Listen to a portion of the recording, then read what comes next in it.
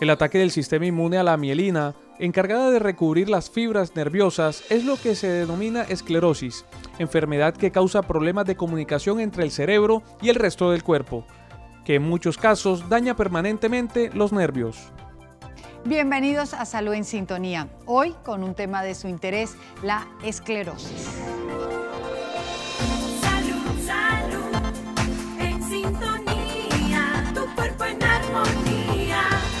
Salud, salud, en sintonía, tu cuerpo en armonía.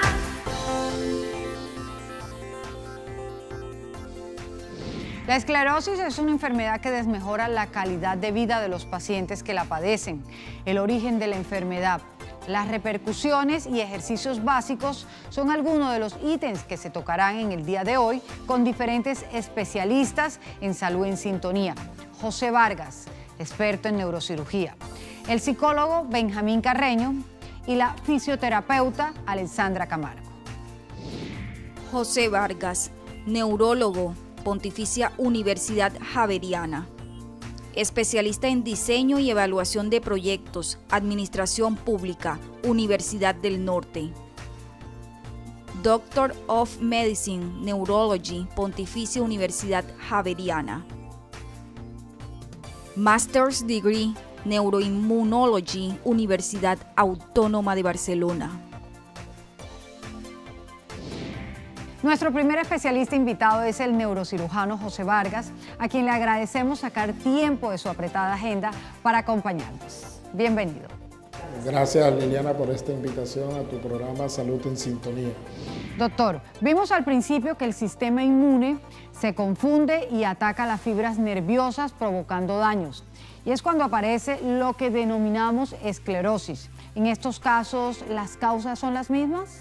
Las causas son multifactoriales, son causas genéticas, hay que tener la predisposición para padecer la enfermedad cuando la persona se expone a un factor ambiental, llámese un germen, que se ha notado que hay ciertos gérmenes que hacen que el sistema inmunológico ataque al sistema nervioso central.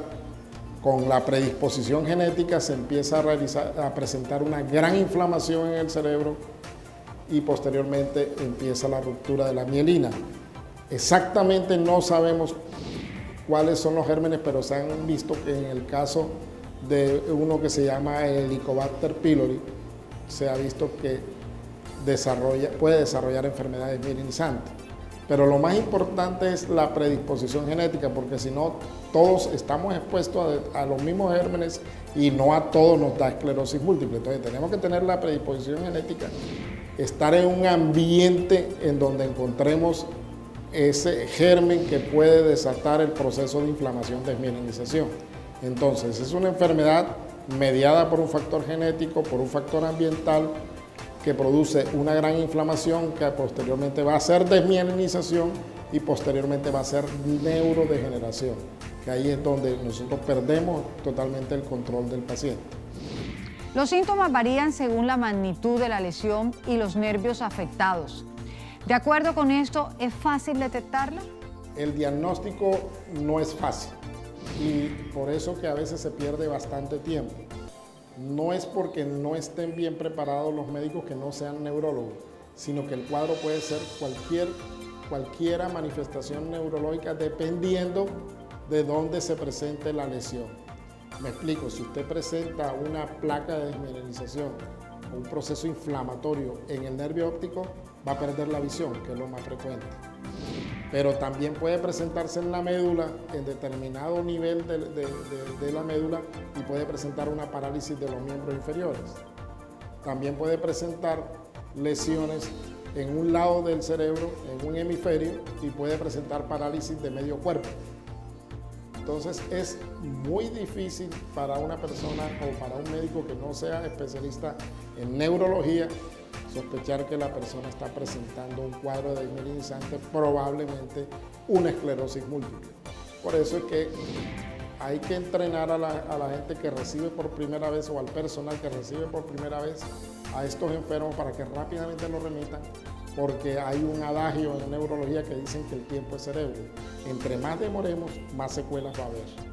Y entre más rápido actuemos, las posibilidades de que este paciente quede discapacitado va a ser menor, porque inmediatamente vamos a instaurar el tratamiento específico para esa persona.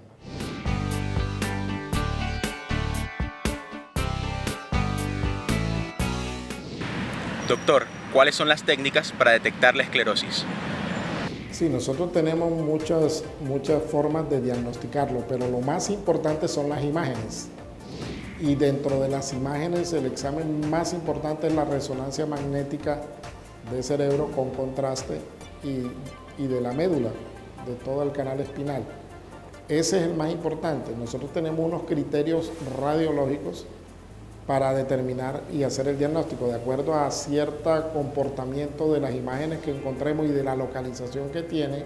Nosotros podemos hacer por imágenes, sumada a la clínica, el diagnóstico de esclerosis múltiple.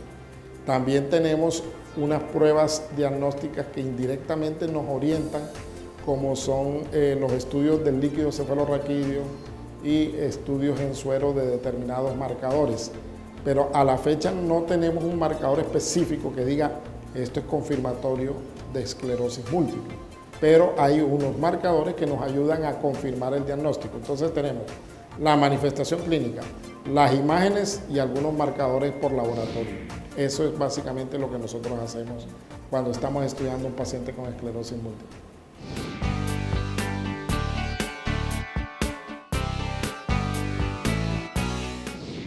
Ya diagnosticada la esclerosis, ¿cuál es el paso a seguir?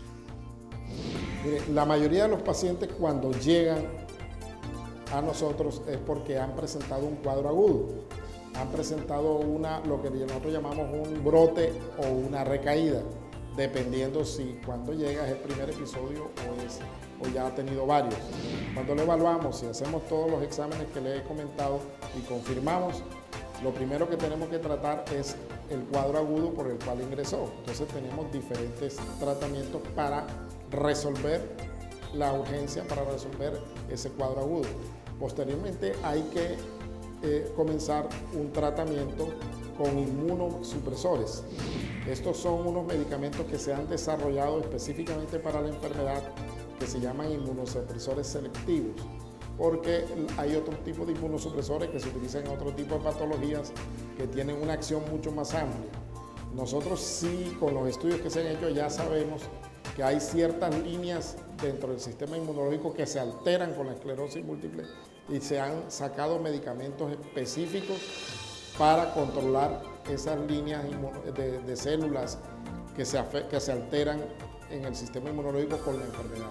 Entonces, tenemos toda una gama de medicamentos, todos los que han salido en el mundo en estos momentos que están comercializados, los tenemos en Colombia, los estamos utilizando, la mayoría están en el plan de beneficios del sistema de salud. Hay unos 2 que todavía no han sido incluidos, que son muy importantes porque acaban de salir al mercado, pero puedo decirles que a esa población enferma con esclerosis múltiple tienen acceso a todos esos medicamentos de acuerdo a lo activo que esté la enfermedad, porque uno debe comenzar con el medicamento que tenga menos efectos secundarios. Como son inmunosupresores, vamos a tener otras manifestaciones y otras complicaciones, otros efectos secundarios al mismo tratamiento. Entonces tenemos que tratar de exponer al paciente a mayores inconvenientes, a mayores problemas si tenemos un medicamento que va a ser también efectivo y que le produce menos efectos secundarios.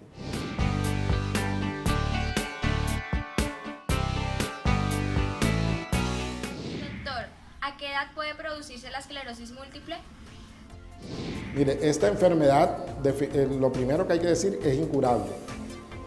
Es progresiva, pero nosotros podemos prolongar con los tratamientos que el paciente se complique, que el paciente esté mayormente discapacitado a medida que pasa el tiempo. Sí es más frecuente en mujeres, se puede presentar a cualquier edad, pero hay un pico que es entre los 20 y los 40 años, que es una etapa muy importante en la vida de esas personas, especialmente mujeres, porque son productivas para la sociedad y también desean tener hijos. Entonces, hay que evitar que estos pacientes entren en discapacidad para que puedan alcanzar sus metas tanto en el aspecto profesional como en el aspecto maternal o de ser madres. Dependiendo de las edades, hay veces en que la enfermedad puede ser más agresiva o menos agresiva. Pero lo más importante es que nosotros tenemos medicamentos que previenen que el paciente haga recaídas muy frecuentes, haga brotes muy frecuentes que le vayan a dejar una gran discapacidad que lo lleve a cama o a silla de ruedas o a muletas o que definitivamente fallezca en todo el proceso. Ya eso se ve con menos frecuencia en el país porque tenemos todos los medicamentos necesarios para evitarlo. La esclerosis múltiple poco a poco destruye los brazos que reconectan una neurona con otra. Explicándolo con un ejemplo cotidiano, es como si a unos cables se les dañara el plástico que los cubre, provocando electricidad y quemaduras a su alrededor. La enfermedad aparece cuando las defensas atacan el cuerpo, en especial el recubrimiento de los brazos de las neuronas, produciendo inflamación en el cerebro. Muchos de los síntomas son debilidad en las extremidades, la visión y ausencia de la sensibilidad.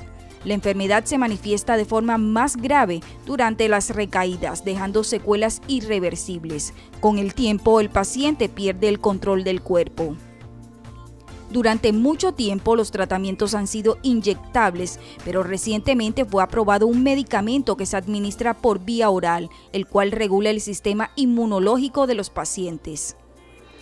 De acuerdo con expertos, la eficacia es del 50%, es decir, se ha comprobado la reducción de recaídas, la discapacidad a largo plazo e inflamación de la médula.